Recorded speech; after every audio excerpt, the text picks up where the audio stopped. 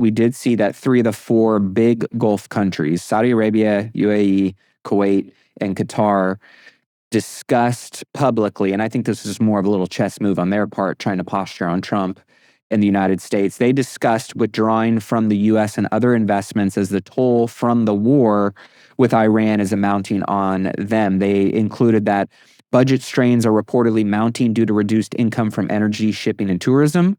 Countries could reassess their investment commitments to the U.S. based on those impacts. The move would be viewed as a precautionary measure, moves that obviously would potentially jeopardize U.S. investments, and could put a little bit more pressure on Trump to think about how he's moving, and stepping in the Middle East.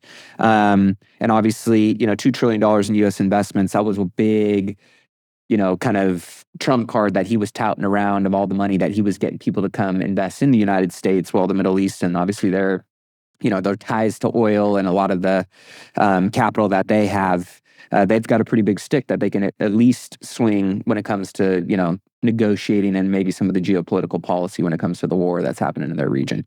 Agreed. And I think that, like I said, I think that there's going to be, well, there has been for 40, 50 years geopolitical risk over there, but it's always on the verge of being unstable. I just don't think it's that shocking. And I'd rather it get handled like this than how it's been handled in the past. Yeah.